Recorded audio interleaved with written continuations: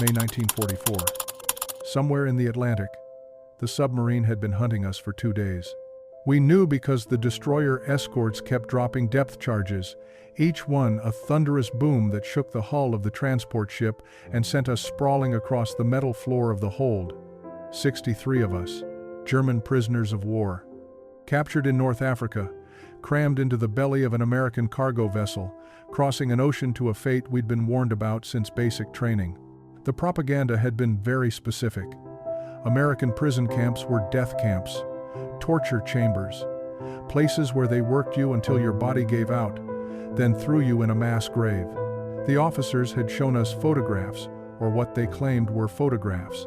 Emaciated prisoners, execution squads, mountains of corpses. They're savages, our company commander had said 3 years ago when I was still green and believed everything I was told. Cowboys playing at civilization. They'll treat you worse than animals because that's all they know how to do. I pressed my back against the cold metal bulkhead and clutched the rosary my mother had given me. Around me, men prayed or wept or sat in numb silence. Hans, who'd been my bunkmate in Tunis, kept muttering that we should have fought to the death. That surrender was worse than dying. Maybe he was right. The depth charges stopped. The engines changed pitch. We were slowing down. Someone near the hatch whispered, "We're here. America, land of the free. Home of the brutal. My name is Greta Müller. I was 23 years old, a signals operator with the Wehrmacht, captured when our position was overrun near Kasserine Pass. I expected torture. I expected starvation. I expected to die far from home, unmourned and forgotten. What I didn't expect was a soldier handing me a Hershey bar and asking if I wanted a cigarette. But before we dive into this story, that will turn everything you thought you knew about prisoners of war completely upside down, hit that subscribe button and drop a comment. The hatch opened and daylight poured in like a weapon. After 17 days in the hold, 17 days of darkness and diesel fumes, and the constant terror of torpedoes, the brightness was physically painful. I raised my hand to shield my eyes and stumbled up the metal stairs with the others. Fresh air hit me. Real air. Not recycled, not thick with the smell of 60 bodies and one overflowing latrine bucket. I gulped it down and felt dizzy. We emerged onto the deck in a ragged line, blinking and disoriented. Around us, the port of New York stretched in every direction. Massive, untouched. Buildings that reached toward the sky like they'd never heard of bombers. Cranes moving cargo with casual efficiency. Ships everywhere, dozens of them, all whole and functional. Not a single bomb crater. Not one collapsed building. This was the enemy homeland. The place we'd been bombing or trying to bomb for years. It was supposed to look like Berlin, like Hamburg, like every German city I'd seen, reduced to rubble and ash. Instead, it looked like a country that had never known war. Hans grabbed my arm. "It's a trick," he hissed. "They brought us to some undamaged port to demoralize us, make us think they're winning." But I could see the horizon. Miles of intact cityscape. Too much to be theater, too vast to be deception. They were winning. We'd already lost. American soldiers lined the dock, rifles at the ready but not raised. They looked young, bored even, like we were cargo to be processed, not dangerous enemies to be subdued. An officer stepped forward, older than the others, with sergeant stripes on his sleeve and a clipboard in his hands. He shouted something in English, then repeated it in badly accented German. "Line up, single file. You will be searched, documented, and transported to processing facility. Anyone who causes trouble will be restrained." We lined up. The search was efficient, but not brutal. They took our few remaining possessions, photographs, letters, the small knife I'd kept hidden in my boot, and logged everything on forms. 3 copies. American bureaucracy, I would learn, was more thorough than American cruelty. When they finished, they loaded us onto trucks. Not cattle cars, not the kind of transport you'd use for animals. Actual trucks with benches and canvas covers. And then something happened that made my entire understanding of reality crack. A soldier couldn't have been more than 19 or 20.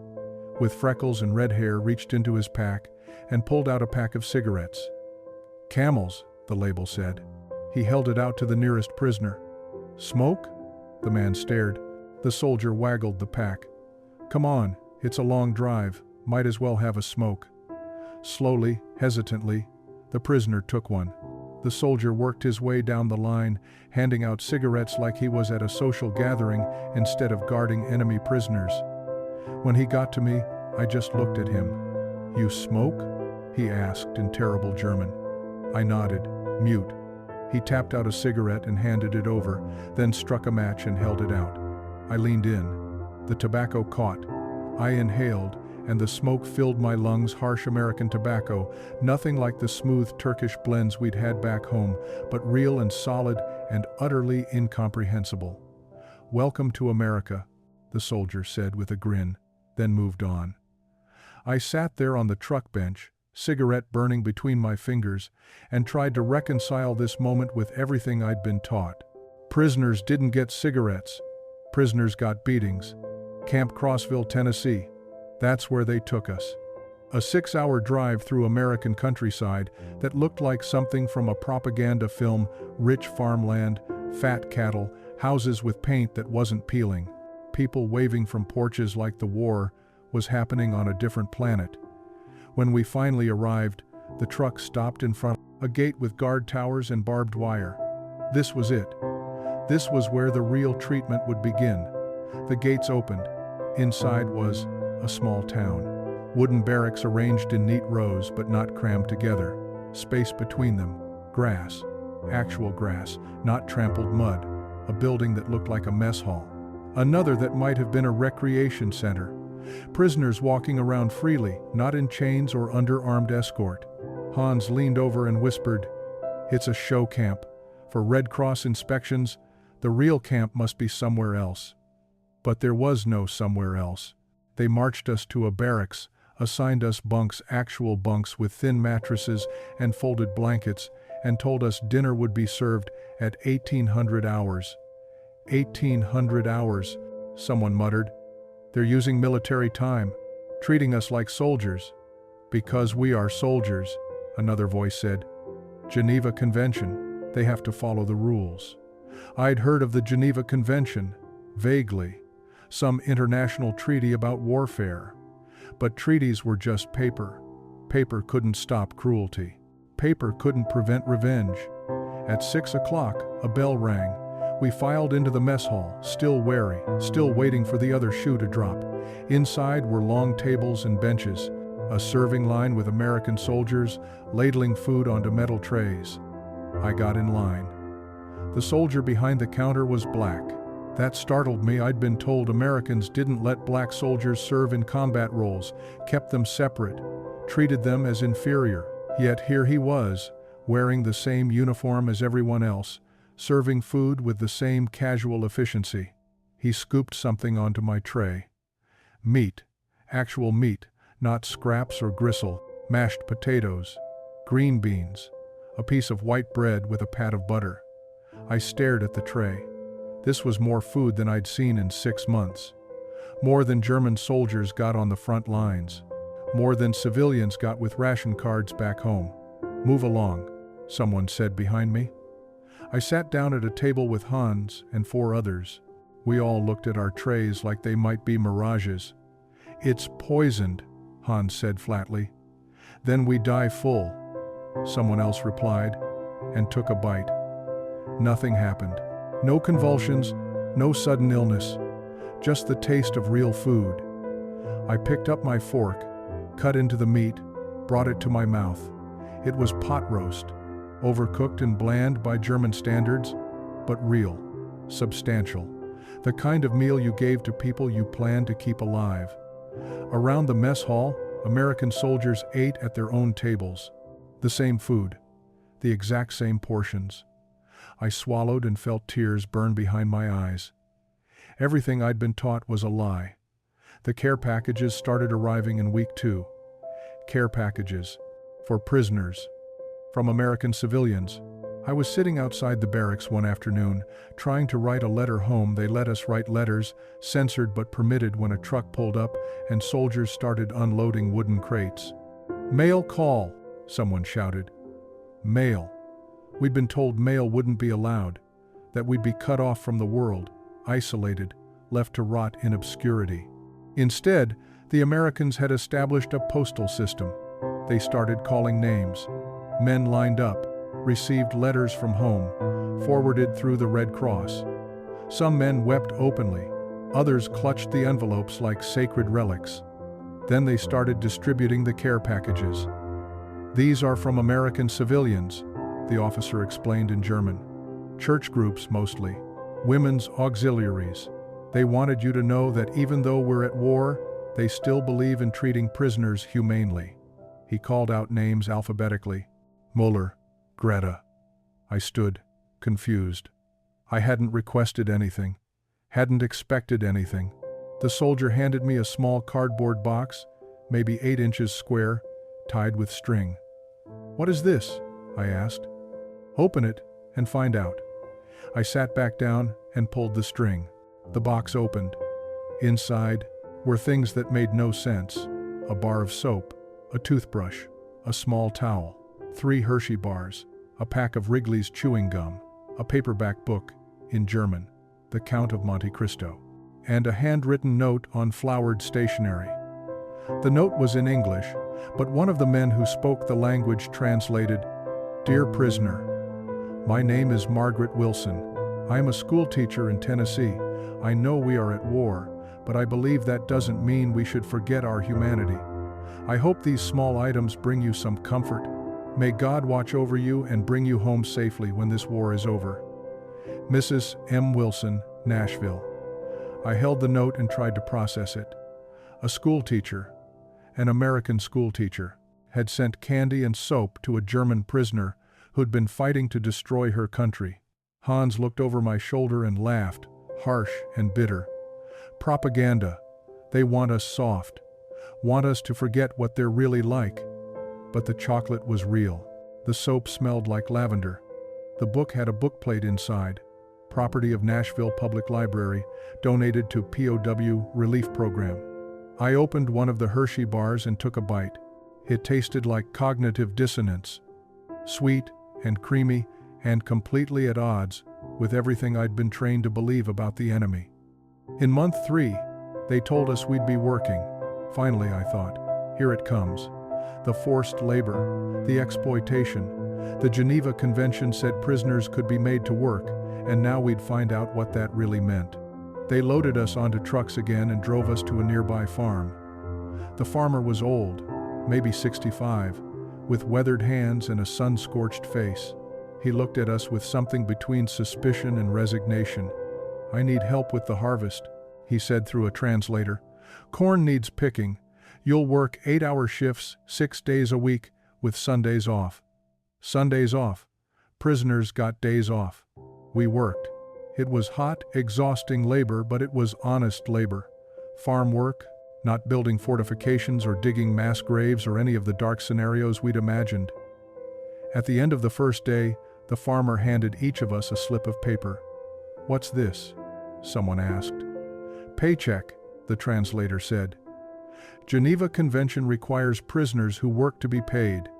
80 cents per day, credited to your account. You can use it at the canteen to buy toiletries, candy, cigarettes, whatever you want within reason. 80 cents per day, they were paying us, to work on a farm, in a country we'd been trying to invade. That night, I went to the canteen, which was apparently just a small store inside the camp where prisoners could spend their earnings, and I stood in front of the shelves, staring, Coca-Cola in glass bottles, chocolate bars in a dozen varieties, cigarettes, shaving cream, magazines and newspapers in German, delivered weekly, playing cards, musical instruments you could rent. I bought a Coke and a pack of cigarettes. The Coke cost 5 cents, the cigarettes cost 20. I had 55 cents left. I sat outside the barracks and drank the Coke slowly, letting the sweet carbonation burn down my throat, and I tried to understand. We were prisoners of war, enemy combatants. People who'd fought to destroy American soldiers, to sink American ships, to bomb American allies. And they were paying us minimum wage and letting us buy Coca-Cola. The recreation hall opened in month 4. They'd been building it since we arrived, and we'd watched with growing confusion as it took shape. Too nice to be a punishment facility, too well equipped to be storage. When they finally opened the doors, we filed in cautiously. Inside were tables and chairs, board games, chess sets, a piano in the corner, and along one entire wall, bookshelves, hundreds of books, maybe 1,000. German literature, American novels translated into German, technical manuals, history texts, poetry collections. An American officer stood in the center of the room. Captain Morrison. He'd been learning German and insisted on practicing it on us, mangling the pronunciation but trying earnestly. "Gentlemen," he said, then glanced at me. "And ladies, this is your recreation hall.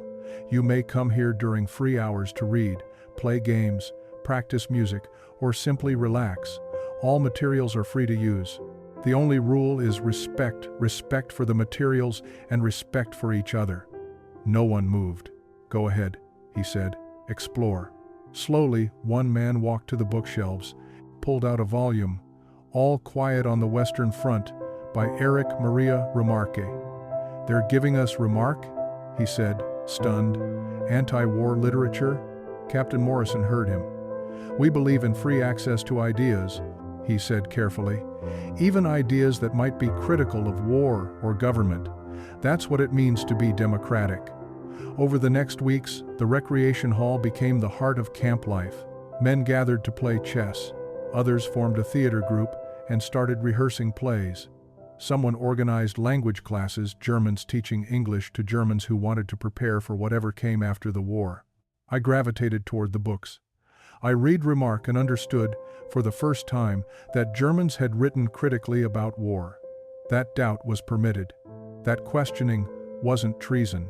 I read American literature and discovered Mark Twain's bitter satire, Steinbeck's empathy for the struggling poor, Fitzgerald's critique of American excess. They weren't hiding their flaws from us. They were showing us their self-criticism, their internal debates, their willingness to question their own society. It was the most effective propaganda I'd ever encountered. Because you can't maintain hatred for people who admit their own fallibility, who show you their doubts and contradictions, who treat you well enough that their actions speak louder than any poster or pamphlet. My mother's letter arrived in December, 6 months into my captivity. 6 months of waiting to hear from home, not knowing if my family had survived the bombing campaigns, if my city still stood, if anyone I loved was still alive. The envelope was thin. I held it and felt the weight of everything I'd been avoiding thinking about. I opened it carefully. "My dearest Greta, thank God you're alive. We received notification of your capture through the Red Cross, and while my first instinct was grief, I now find myself grateful. Grateful that you're alive, even if you're far from home. Berlin is gone, child. Not completely, but the city you remember doesn't exist anymore. The raids come almost nightly now. We sleep in the U-Bahn tunnels with hundreds of others. Food is scarce. Your father's factory was destroyed in October. He works now clearing rubble. I need to tell you something, and I pray you'll understand why I'm saying it. Stay there. Stay in America as long as you can. I know it's a prison camp. I know you must be suffering. But Greta, it can't be worse than what we're enduring here. Every day I watch children starve.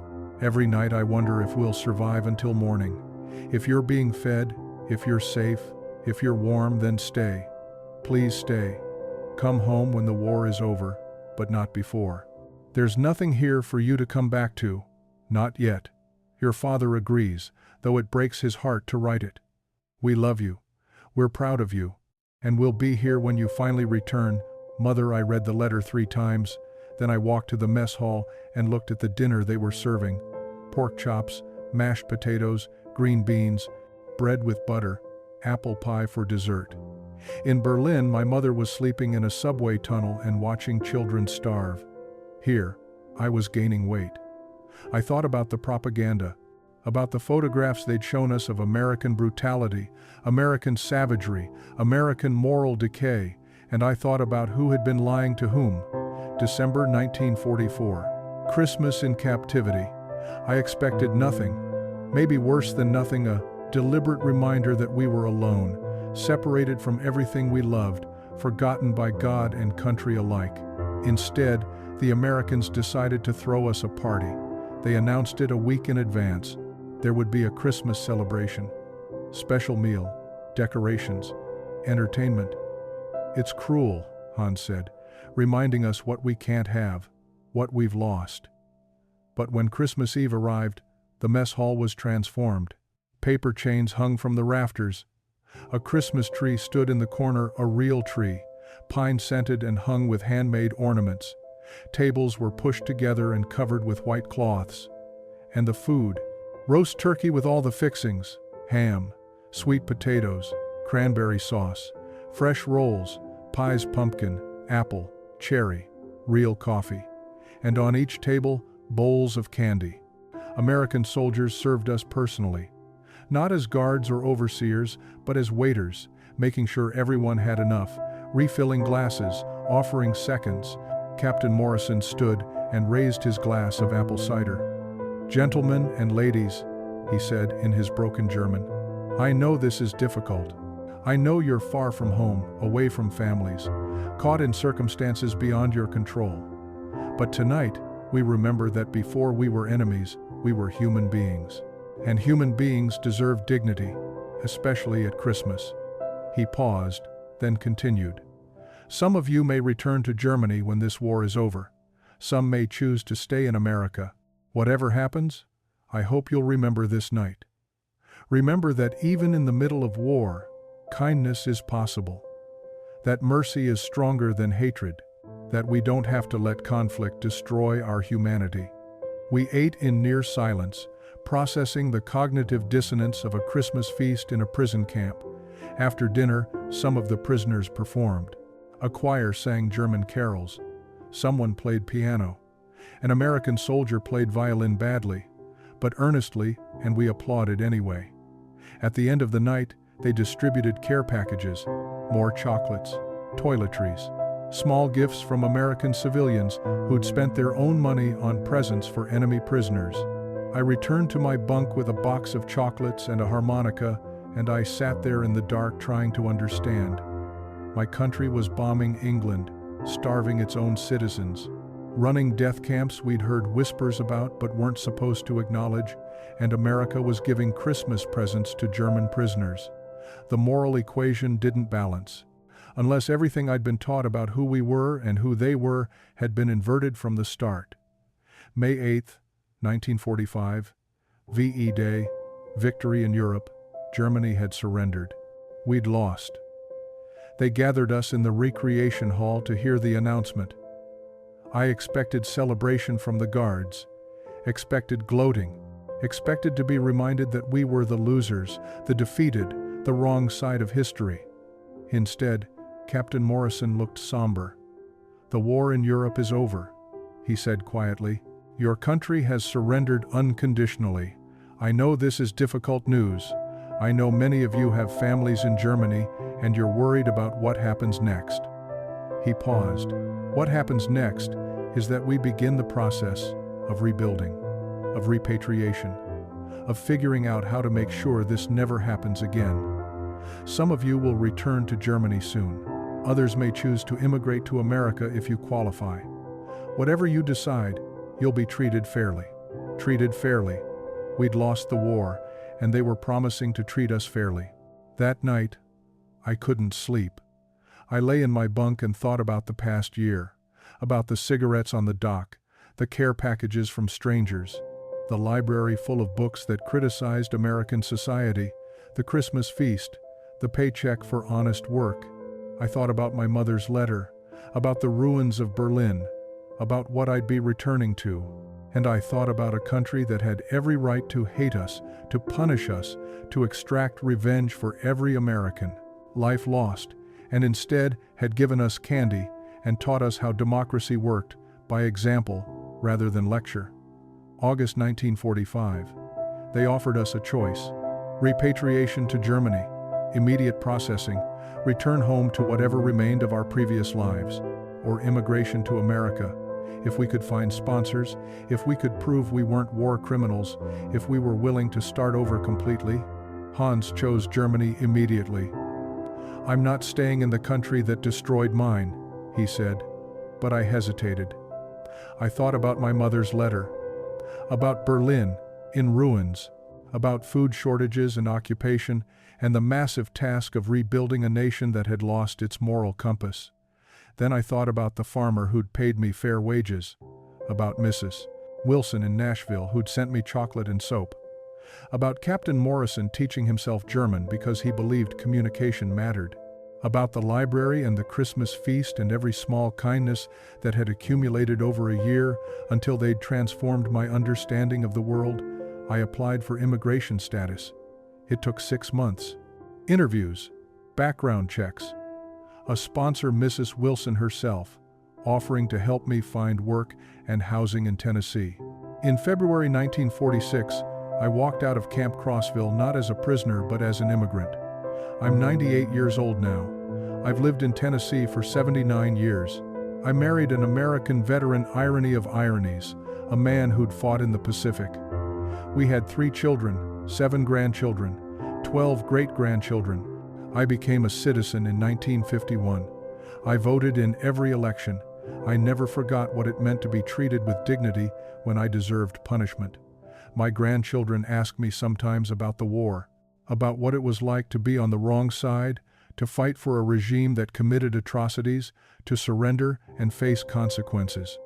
I tell them about the cigarettes on the dock, about the chocolate bars from strangers, about the library in a prison camp, about the Christmas feast that shouldn't have happened. And I tell them this: war is not just about weapons and strategy and territory. War is about stories, the stories we tell ourselves about who we are and who the enemy is. The lies we believe to make killing easier. Germany told us Americans were savages, brutal and uncivilized, and morally bankrupt. They told us wrong. America wasn't perfect. I learned that too over the years. Learned about segregation and inequality and all the ways the country fell short of its ideals. But the ideals mattered. The fact that they aspired to treat even their enemies with dignity, that they tried to live up to treaties and conventions, that they believed in redemption and rehabilitation instead of just revenge that mattered. The candy and cigarettes weren't just candy and cigarettes. They were proof that another world was possible, that you could win a war without losing your humanity. That mercy was stronger than cruelty, always, in the end. I keep a Hershey bar in my desk drawer, not the original that's long gone, but a new one, replaced every few months. A reminder that kindness is the most effective weapon, that understanding is more powerful than hatred, that the distance between enemy and friend is just the length of an outstretched hand holding chocolate. If this story moved you, subscribe to Lost Voices of War and share where in the world you're watching from. These are the stories history tried to bury, but together we're digging them back up. The candy is still there. The memory remains. And the lesson is eternal.